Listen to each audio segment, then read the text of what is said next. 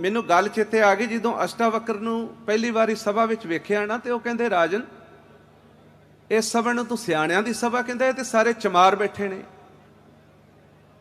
कहंदा क्यों जी, ये बड़े पढ़े लिखे आलम फाजिल लोग ने, तुसीं चमार कहंदे पए हो।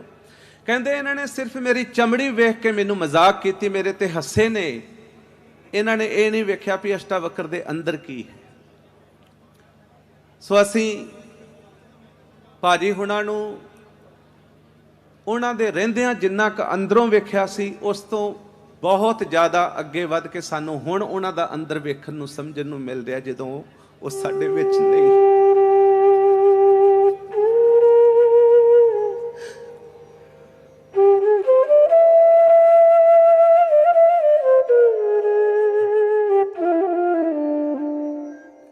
एक्सीडेंट हो गया तो मैं 3-4 बारी फोन किया, मैं कहा भाजी मैं आ रहा तुहाडा पता लैण वास्ते, मेरे कोलों पहुंचा नहीं गया। 3-4 दिन बाद दिल्ली आए, दिल्ली आके घंटी खड़काई ते हासे नाल कहंदे भी तूं ते पता लैण आया नहीं। मैं सोचा मैं आप ही अपना पता दे आवां।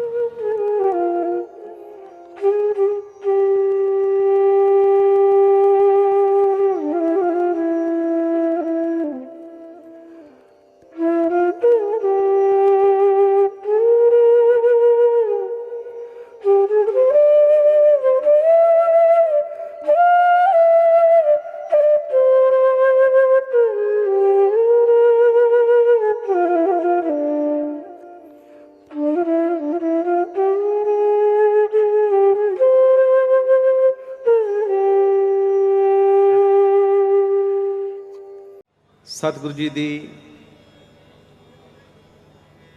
साजी नवाजी साध संगत जी, करो रसना पवित्र, एक बार प्यार नाल आखो जी सतनाम श्री वाहिगुरु। बहुत ज़्यादा संगत दा ठाठा मारदा हड़ है और ये प्यार है उस पावन मुकद्दस रूह वास्ते, ये श्रद्धा है, ये सत्कार है भाजी हुणां वास्ते, जिहड़ी इन्नी तादाद विच इत्थे संगत नूं देखण नूं मिल रही है। पर मेरी बेनती है हाथ जोड़ के सेवादार वीरां नूं कि आप जी संगत नूं कंट्रोल करो, पर थोड़ा जिहा प्यार नाल हौली बोल के, क्योंकि कीर्तन दी एक मर्यादा है, एक अदब है, और जिन्हों असीं सज्जण सच्चा पातशाह सिर शाहां दे शाह कहंदे हां, वो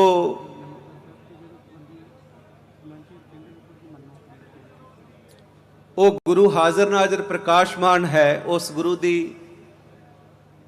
बारगाह विच असीं बैठे हाँ, असीं सत्कार नूं नहीं भुलना। मेरी बेनती है हाथ जोड़ के, और जेड़े VIP, क्योंकि सारे ही तुसीं VIP हो, सारे कोई भी इत्थे जिहड़ा पहुंचा होया शख्स है, मैनूं नहीं लगदा कि उहदी हैसियत किसी VIP नालों घट है।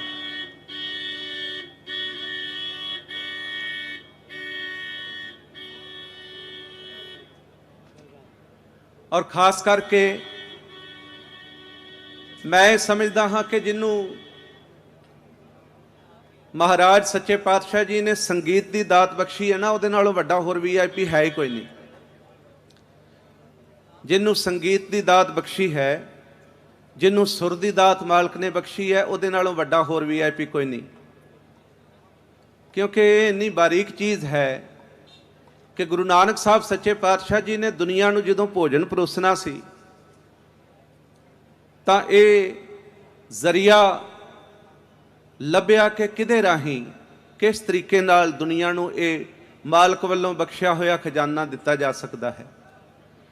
तां सब तो पहली जिहड़ी भाल कीती गुरु साहब सच्चे पातशाह जी ने, वो भाई मरदाना जी की भाल की, जिसनों गुरु साहब आप चल के लैण गए कि आ मरदानिया मेरे नाल चल, मालक वल्लों बख्शिया होया खजाना दुनिया नूं वंडीए। ते असीं सारे मरदाने के हाँ, ਅਸੀਂ ਸਾਰੇ ਮਰਦਾਨੇ ਕੇ ਹਾਂ, ਸਾਡੀ ਜਾਤ ਪਾਤ ਮਿਟ ਜਾਂਦੀ ਹੈ ਜਦੋਂ ਅਸੀਂ ਗੁਰੂ ਨਾਨਕ ਦੇ ਸਿੱਖ ਅਖਵਾਉਣ ਵਾਲੇ, ਗੁਰੂ ਨਾਨਕ ਦੇ ਕੀਰਤਨੀਏ ਅਖਵਾਉਣ ਵਾਲੇ ਬਣਦੇ ਹਾਂ, ਫਿਰ ਅਸੀਂ ਸਾਰੇ ਮਰਦਾਨੇ ਕਿਆਂ ਚੋਂ ਆਉਂਦੇ ਹਾਂ। ਮੇਰੇ ਸਾਹਮਣੇ ਜਿਸ ਤਰ੍ਹਾਂ ਮੈਂ ਪਹਿਲਾਂ ਬੇਨਤੀ ਕੀਤੀ ਕਿ VVIP ਸ਼ਖਸੀਅਤਾਂ ਬੈਠੀਆਂ ਹਨ, ਯੁੱਗ ਪੁਰਸ਼ ਉਸਤਾਦ ਚਰਨਜੀਤ ਜੀ ਅਹੂਜਾ ਸਾਹਿਬ, ਜਿਨ੍ਹਾਂ ਨੂੰ ਅਸੀਂ ਫੋਟੋਆਂ ਵਿੱਚ ਵੇਖਦੇ ਰਹੇ, ਸੰਜੀਵ ਆਨੰਦ ਜੀ, ਜਿਨ੍ਹਾਂ ਨੂੰ ਅਸੀਂ ਸਿਰਫ ਭਾਜੀ ਦੀ ਗਾਇਕੀ ਵਿੱਚੋਂ ਸੁਣਦੇ ਰਹੇ, ਪਹਿਚਾਨਦੇ ਰਹੇ, ਸਮਝਦੇ ਰਹੇ, ਕੁਲਵਿੰਦਰ ਕੈਲੀ ਜੀ, ਸਲੀਮ ਸਾਹਿਬ, ਫਿਰੋਜ਼ ਖਾਨ ਸਾਹਿਬ, ਮੈਂ ਕਿਹਦਾ ਨਾਂ ਲਵਾਂ, ਬਹੁਤ ਲੰਮੀ ਲਿਸਟ ਹੈ। ਔਰ ਮੈਂ ਹੈਰਾਨ ਹਾਂ ਅੱਜ ਕਿ ਗਾਇਨ ਜਗਤ ਦਾ ਕੋਈ ਵੀ ਐਸਾ ਅੰਗ, ਕੋਈ ਵੀ ਐਸਾ ਪਾਸਾ ਉਹ ਨਹੀਂ ਕਿ ਭਾਵੇਂ ਕੋਈ ਕੀਰਤਨੀਆ ਹੈ, ਭਾਵੇਂ ਕੋਈ ਸਿੰਗਰ ਹੈ, ਭਾਵੇਂ ਕੋਈ ਮਾਤਾ ਜੀ ਦੀਆਂ ਭੇਟਾਂ ਗਾਉਣ ਵਾਲਾ ਹੈ, ਭਾਵੇਂ ਕੋਈ ਵੀ ਹੈ, ਉਹ ਭਾਜੀ ਦੇ ਪਿਆਰ ਕਰਕੇ ਇੱਥੇ ਪਹੁੰਚਿਆ ਹੈ। ਸਟੇਜ ਤੇ ਆਪ ਜੀ ਦਰਸ਼ਨ ਕਰ ਰਹੇ ਹੋ, ਯੁੱਗ ਪੁਰਸ਼, ਮਹਾਂਪੁਰਸ਼, ਜਿਹੜੇ ਕੀਰਤਨ ਦੀ ਦੁਨੀਆ ਦੇ ਬਹੁਤ ਵੱਡੇ ਥੰਮ ਹਨ, ਸਤਿਕਾਰਯੋਗ ਭਾਈ ਸਾਹਿਬ ਭਾਈ ਹਰਜਿੰਦਰ ਸਿੰਘ ਜੀ ਸ਼੍ਰੀਨਗਰ ਵਾਲੇ।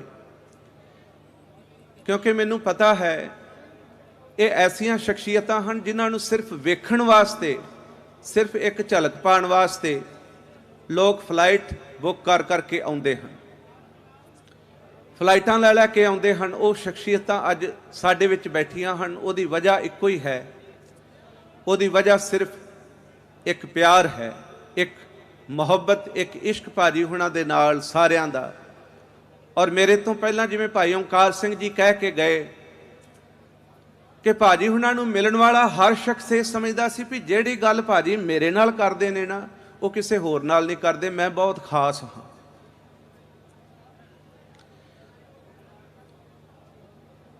ਮੇਰੀ ਖੁਸ਼ਕਿਸਮਤੀ ਇਹ ਰਹੀ, ਮੈਂ ਜਿਸ ਦਿਨ ਭਾਜੀ ਹੁਣਾਂ ਦਾ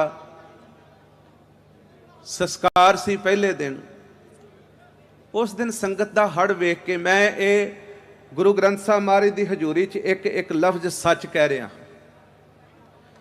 ਕਿਉਂਕਿ ਮੈਂ ਪੰਜਾਬ ਨਹੀਂ ਸੀ, ਅਸੀਂ UP 'ਚ ਪਲੇ ਵਧੇ, ਦਿੱਲੀ ਆ ਕੇ ਆਪਣਾ ਕੈਰੀਅਰ ਸ਼ੁਰੂ ਕੀਤਾ, ਕੀਰਤਨ ਦੀ ਸੇਵਾ ਸ਼ੁਰੂ ਕੀਤੀ। ਜਦੋਂ ਕਿਤੇ ਪੰਜਾਬ, ਅੰਮ੍ਰਿਤਸਰ ਜਾਂ ਜਲੰਧਰ ਜਾਣਾ ਕੀਰਤਨ ਕਰਨ ਵਾਸਤੇ, ਤੇ ਅਸੀਂ ਖੰਨੇ ਰੁਕ ਕੇ ਮੱਥਾ ਟੇਕ ਕੇ ਇਸ ਧਰਤੀ ਨੂੰ ਜਾਂਦੇ ਹੁੰਦੇ ਸੀ ਵੀ ਇੱਥੇ ਸਰਦੂਲ ਸਿਕੰਦਰ ਸਾਹਿਬ ਰਹਿੰਦੇ ਨੇ,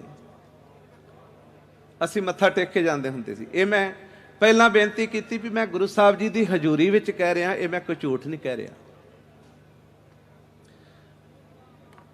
ਫਿਰ ਜਦੋਂ ਸਾਡੀ ਮੁਲਾਕਾਤ ਹੋਈ, ਅਸੀਂ ਖੰਨੇ ਗੁਰਦੁਆਰਾ ਸਾਹਿਬ ਕੀਰਤਨ ਕਰਨਾ ਸੀ, ਮੈਨੂੰ ਨਹੀਂ ਸੀ ਪਤਾ ਵੀ ਭਾਜੀ ਹੁਣਾਂ ਨੇ ਆਉਣਾ ਹੈ।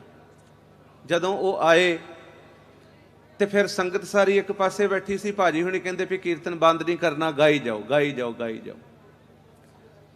ਸਾਨੂੰ ਖੁਸ਼ੀ ਵੀ ਸੀ ਤੇ ਇੱਕ ਪਾਸੇ ਡਰ ਵੀ ਸੀ ਕਿ ਅਸੀਂ ਕਿਹਦੇ ਸਾਹਮਣੇ ਗਾ ਰਹੇ ਹਾਂ, ਅਸੀਂ ਕੀ ਕਰ ਰਹੇ ਹਾਂ। ਫਿਰ ਭਾਜੀ ਕਹਿੰਦੇ ਵੀ ਹੁਣ ਤੁਸੀਂ ਵਾਪਸ ਨਹੀਂ ਜਾਣਾ, ਮੇਰੇ ਨਾਲ ਘਰ ਚੱਲੋ। ਉਦੋਂ ਘਰ ਇਸ ਪਾਸੇ ਸੀ, ਉਦੋਂ ਫਾਰਮ ਹਾਊਸ ਨਹੀਂ ਸੀ ਬਣਿਆ। ਉੱਥੇ ਲੈ ਕੇ ਗਏ, ਸਟੂਡੀਓ 'ਚ ਲੈ ਕੇ ਗਏ, ਭੈਣ ਜੀ ਹੁਣੀ ਨਾਲ ਸੀ, ਅਲਾਪ ਤੇ ਸਾਰੰਗ ਉਦੋਂ ਛੋਟੇ ਸੀ ਪਰ ਇਹ ਵੀ ਨਾਲ ਸੀ। ਉਦੋਂ ਭਾਜੀ ਹੁਣਾਂ ਦੀ ਨਵੀਂ CD ਰਿਲੀਜ਼ ਹੋਣੀ ਸੀ, ਸਾਨੂੰ ਸੁਣਾਈ ਜਾਣ ਤੇ ਸਾਨੂੰ ਕਹਿਣ ਕਿ ਸੁਣੋ ਕਿਵੇਂ ਲੱਗ ਰਹੀ ਹੈ, ਠੀਕ ਹੈ, ਇਹ ਚੱਲੇਗੀ ਵਧੀਆ ਅੱਜ ਦੇ ਮਾਹੌਲ ਦੇ ਹਿਸਾਬ ਦੇ ਨਾਲ। ਔਰ ਅਸੀਂ ਹੈਰਾਨ ਸੀ ਕਿ ਇੱਕ ਯੁੱਗ ਪੁਰਸ਼, ਉਹਦੇ ਮਨ ਵਿੱਚ ਵੀ ਇਹ ਅਦਬ ਤੇ ਸਤਿਕਾਰ ਸੀ ਮਿਊਜ਼ਿਕ ਦਾ, ਸੰਗੀਤ ਦਾ। ਇਹ ਨਹੀਂ ਕਿ ਸਾਡੇ ਵਰਗਾ ਬੰਦਾ ਜਿਹੜਾ ਨਾ ਉਹ ਸੋਚਦਾ ਹੈ ਅਸੀਂ ਆਪਣੇ ਆਪ ਨੂੰ ਥੋੜਾ ਜਿਹਾ ਕੁਛ ਆ ਜਾਏ ਤੇ ਆਪਣੇ ਆਪ ਨੂੰ MF ਹੁਸੈਨ ਸਮਝਣ ਲੱਗ ਪੈਂਦੇ ਵੀ ਸਾਡਾ ਬ੍ਰਸ਼ ਜਿੱਥੇ ਵੱਜ ਗਿਆ ਦੁਨੀਆ ਨੇ ਉਹ ਪੇਂਟਿੰਗ ਲਾਈਕ ਕਰਨੀ ਹੋਈ ਕਰਨੀ। ਇਸ ਤਰ੍ਹਾਂ ਨਹੀਂ ਹੁੰਦਾ। ਰੱਬ ਦੀ ਭਾਵ ਭਾਵਨੀ ਵਿੱਚ ਡਰ ਕੇ ਰਹਿਣਾ ਚਾਹੀਦਾ, ਭਾਵੇਂ ਕਿਸੇ ਵੀ ਮੁਕਾਮ ਤੇ ਪਹੁੰਚ ਜਾਈਏ। ਫਿਰ ਜਦੋਂ ਭਾਜੀ ਹੁਣਾਂ ਨੇ ਫਾਰਮ ਹਾਊਸ ਬਣਾਇਆ, ਅਸੀਂ ਫਿਰ ਕੀਰਤਨ ਕਰਨ ਵਾਸਤੇ ਆਏ ਤੇ ਸਾਧ ਸੰਗਤ ਜੀ ਇਹ ਸੱਚ ਹੈ ਕਿ ਅਸੀਂ 1 ਘੰਟਾ ਕੀਰਤਨ ਕਰਕੇ ਵਾਪਸ ਦਿੱਲੀ ਜਾਣਾ ਸੀ। ਭਾਜੀ ਹੁਣਾਂ ਨੇ 3 ਦਿਨ ਸਾਨੂੰ ਜਾਣ ਨਹੀਂ ਦਿੱਤਾ। 3 ਦਿਨ ਸਾਨੂੰ ਆਪਣੇ ਕੋਲ ਰੱਖਿਆ, ਪਿਆਰ ਕੀਤਾ। ਤੇ ਸਾਨੂੰ ਕਹਿੰਦੇ ਯਾਰ ਕਿੱਥੇ ਦਿੱਲੀ 'ਚ ਤੁਸੀਂ ਫਸੇ ਹੋਏ ਹੋ, ਇੱਥੇ ਪੰਜਾਬ ਆਓ, ਪੰਜਾਬ ਦੀ ਆਬੋ ਹਵਾ ਵੇਖੋ, ਕਿੰਨੀ ਖੁਸ਼ੀ ਹੈ, ਚਿੜੀਆਂ ਚਹਿਕ ਰਹੀਆਂ ਨੇ, ਸਵੇਰੇ ਸਵੇਰੇ ਮੋਰ ਪੈਲਾਂ ਪਾ ਰਹੇ ਨੇ, ਤੁਸੀਂ ਇੱਥੇ ਸਾਡੇ ਕੋਲ ਆ ਜਾਓ। ਔਰ ਮਹਾਰਾਜ ਸੱਚੇ ਪਾਤਸ਼ਾਹ ਜੀ ਨੇ ਕਿਰਪਾ ਕੀਤੀ। ਪਤਾ ਨਹੀਂ ਜਿਹੜੇ ਬੋਲ ਕਿਸੇ ਮਹਾਂਪੁਰਸ਼ ਦੀ ਰਸਨਾ ਤੋਂ ਨਿਕਲਦੇ ਨੇ ਨਾ, ਉਹ ਕਿਸ ਵੇਲੇ ਸੱਚ ਹੋ ਜਾਣੇ ਹੁੰਦੇ ਨੇ, ਸਾਨੂੰ ਪਤਾ ਵੀ ਨਹੀਂ ਹੁੰਦਾ। ਉਹਨਾਂ ਦੀ ਮੁਬਾਰਕ ਮੁਕੱਦਸ ਰਸਨਾ ਤੋਂ ਜੋ ਬੋਲ ਨਿਕਲੇ ਉਹ ਸੱਚ ਹੋਏ। ਸਾਨੂੰ ਸ਼ਹੀਦਾਂ ਦੀ ਧਰਤੀ ਸ੍ਰੀ ਫਤਿਹਗੜ੍ਹ ਸਾਹਿਬ ਜੀ ਦੀ ਧਰਤੀ ਵਿੱਚ ਸਾਨੂੰ ਜਗ੍ਹਾ ਮਿਲੀ। ਔਰ ਮੈਨੂੰ ਬੜੀ ਖੁਸ਼ੀ ਹੈ ਇਸ ਗੱਲ ਦੀ ਕਿ ਮੇਰੇ ਸਿਰ ਤੇ ਉਸ ਮਹਾਨ ਪਵਿੱਤਰ ਸਥਾਨ ਦੇ ਮਹਾਨ ਸੇਵਾਦਾਰ ਸਤਿਕਾਰਯੋਗ ਭਾਈ ਸਾਹਿਬ ਜੀ, ਭਾਈ ਹਰਪਾਲ ਸਿੰਘ ਜੀ, ਉਹਨਾਂ ਦਾ ਸਿਰ ਤੇ ਮੇਰੇ ਸਿਰ ਤੇ ਪਹਿਲੇ ਦਿਨ ਤੋਂ ਹੱਥ ਰਿਹਾ। ਉਹਨਾਂ ਨੇ ਸਾਨੂੰ ਜੀ ਆਇਆਂ ਆਖਿਆ ਤੇ ਅੱਜ ਤੱਕ ਆਪਣੇ ਛੋਟੇ ਭਰਾਵਾਂ ਵਾਂਗੂ, ਆਪਣੇ ਬੱਚਿਆਂ ਵਾਂਗੂ ਸੰਭਾਲ ਰਹੇ ਨੇ। ਇਹ ਰੂਹਾਂ ਦਾ ਸੰਗਮ ਹੁੰਦਾ ਹੈ। ਸਾਧ ਸੰਗਤ ਜੀ, ਪਤਾ ਨਹੀਂ ਮੈਂ ਕੀਰਤਨ ਕਰਾਂ, ਮੈਂ ਤੁਹਾਨੂੰ ਸ਼ਬਦ ਸੁਣਾਵਾਂ ਕਿ ਮੈਂ ਤੁਹਾਨੂੰ ਗੱਲਾਂ ਸੁਣਾਵਾਂ ਜੋ ਜੋ ਉਹਨਾਂ ਨਾਲ ਬੈਠ ਕੇ, ਕਿਉਂਕਿ ਉਹ ਇੱਕ ਐਸੀ ਰੂਹ ਸੀ, ਜਿਸ ਤਰ੍ਹਾਂ ਭਾਜੀ ਹੁਣੀ ਕਹਿ ਕੇ ਗਏ ਕਿ ਉਹ ਚੱਲਦੀ ਫਿਰਦੀ ਯੂਨੀਵਰਸਿਟੀ ਸੀ। ਸਾਧ ਸੰਗਤ, ਉਸਤਾਦਾਂ ਕੋਲ ਬੈਠ ਕੇ ਨਾ ਆਪਾਂ ਸਿਰਫ ਸਰਗਮਾਂ, ਤਾਨਾ ਪਲਟੇ, ਮੁਰਕੀਆਂ, ਇਹ ਚੀਜ਼ਾਂ ਨਹੀਂ ਸਿੱਖਦੇ, ਅਸੀਂ ਹੋਰ ਬਹੁਤ ਕੁਝ ਸਿੱਖਣਾ ਹੁੰਦਾ ਹੈ। ਉਹਨਾਂ ਕੋਲੋਂ ਜੀਵਨ ਜਾਂਚ ਵੀ ਸਿੱਖਣੀ ਹੁੰਦੀ ਹੈ ਵੀ ਜ਼ਿੰਦਗੀ ਕੀ ਹੈ, ਜ਼ਿੰਦਗੀ ਨੂੰ ਕਿਵੇਂ ਜੀਆ ਜਾ ਸਕਦਾ ਹੈ। ਭਾਜੀ ਹੁਣੀ ਬੈਠੇ ਨੇ, ਸਲੀਮ ਸਾਹਿਬ, ਉਸਤਾਦ ਪੂਰਨ ਸ਼ਾਹ ਕੋਟੀ ਸਾਹਿਬ। ਉਹਨਾਂ ਨੂੰ ਉਸਤਾਦ ਉਹਨਾਂ ਦੀ ਇੱਕ ਝਲਕ ਪਾਉਣ ਵਾਸਤੇ ਉਦਣ ਵੀ ਇੱਥੇ ਆਏ ਸੰਸਕਾਰ ਤੇ ਮੈਂ ਮੱਥਾ ਟੇਕਿਆ, ਕਾਰ ਵਿੱਚ ਬੈਠੇ ਸੀ। ਬਸ ਉਹਨਾਂ ਨੇ ਹੱਥ ਚੁੱਕਿਆ, ਮੈਂ ਕਿਹਾ ਸਤਵਿੰਦਰ ਸਿੰਘ ਨਿਹਾਲ ਹੋ ਗਿਆ, ਇੰਨੇ 'ਚ ਇੰਨਾ ਹੀ ਬਹੁਤ ਹੈ ਮੇਰੇ ਵਾਸਤੇ। ਸੋ ਇਹ ਰੂਹਾਂ, ਇਹ ਸ਼ਖਸੀਅਤਾਂ, ਇਹ ਲੋਕ, ਇਹ ਇਸ ਦੁਨੀਆ ਦੇ ਲੋਕ ਨਹੀਂ ਹੁੰਦੇ, ਇਹਨਾਂ ਦੀ ਦੁਨੀਆ ਕੋਈ ਵੱਖਰੀ ਹੁੰਦੀ ਹੈ। ਮੈਂ ਫਤਿਹਗੜ੍ਹ ਸਾਹਿਬ ਜਿੱਦਣ ਭਾਜੀ ਦੇ ਸੰਸਕਾਰ ਦਾ ਸਾਰੀ ਦੁਨੀਆ ਦੇ ਚੈਨਲਾਂ ਤੇ ਵਿਖਾਇਆ ਜਾ ਰਿਹਾ ਸੀ, ਉਸ ਦਿਨ ਸਾਰੀ ਦੁਨੀਆ ਹੈਰਾਨ ਸੀ। ਮੈਨੂੰ ਫੋਨ ਕਰ ਕਰਕੇ ਪੁੱਛਣ, ਯਾਰ ਇੰਨਾ ਵੱਡਾ ਬੰਦਾ ਸੀ, ਜਿਨ੍ਹਾਂ ਨੂੰ ਨਹੀਂ ਨਾ ਪਤਾ ਹੁੰਦਾ, ਕਈ ਕੂੜ ਵੀ ਹੁੰਦੇ ਮੇਰੇ ਵਰਗੇ,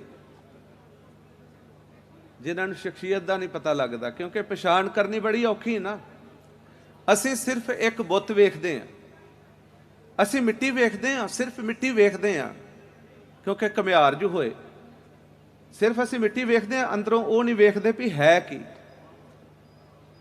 ਹਾਂਜੀ, ਉਹ ਮੈਨੂੰ ਗੱਲ ਚੇਤੇ ਆ ਗਈ ਜਦੋਂ ਅਸ਼ਟਾਵਕਰ ਨੂੰ ਪਹਿਲੀ ਵਾਰੀ ਸਭਾ ਵਿੱਚ ਵੇਖਿਆ ਨਾ, ਤੇ ਉਹ ਕਹਿੰਦੇ, ਰਾਜਨ ਇਸ ਸਭਾ ਨੂੰ ਤੂੰ ਸਿਆਣਿਆਂ ਦੀ ਸਭਾ ਕਹਿੰਦਾ, ਇਹ ਤੇ ਸਾਰੇ ਚਮਾਰ ਬੈਠੇ ਨੇ। ਕਹਿੰਦਾ ਕਿਉਂ ਜੀ, ਇਹ ਬੜੇ ਪੜ੍ਹੇ ਲਿਖੇ ਆਲਮ ਫਾਜ਼ਲ ਲੋਕ ਨੇ, ਤੁਸੀਂ ਚਮਾਰ ਕਹਿੰਦੇ ਪਏ ਹੋ। ਕਹਿੰਦੇ ਇਹਨਾਂ ਨੇ ਸਿਰਫ ਮੇਰੀ ਚਮੜੀ ਵੇਖ ਕੇ ਮੈਨੂੰ ਮਜ਼ਾਕ ਕੀਤੀ, ਮੇਰੇ ਤੇ ਹੱਸੇ ਨੇ, ਇਹਨਾਂ ਨੇ ਇਹ ਨਹੀਂ ਵੇਖਿਆ ਵੀ ਅਸ਼ਟਾਵਕਰ ਦੇ ਅੰਦਰ ਕੀ ਹੈ। ਸੋ ਅਸੀਂ ਭਾਜੀ ਹੁਣਾਂ ਨੂੰ ਉਹਨਾਂ ਦੇ ਰਹਿੰਦਿਆਂ ਜਿੰਨਾ ਕੁ ਅੰਦਰੋਂ ਵੇਖਿਆ ਸੀ, ਉਸ ਤੋਂ ਬਹੁਤ ਜ਼ਿਆਦਾ ਅੱਗੇ ਵੱਧ ਕੇ ਸਾਨੂੰ ਹੁਣ ਉਹਨਾਂ ਦਾ ਅੰਦਰ ਵੇਖਣ ਨੂੰ, ਸਮਝਣ ਨੂੰ ਮਿਲ ਰਿਹਾ, ਜਦੋਂ ਉਹ ਸਾਡੇ ਵਿੱਚ ਨਹੀਂ।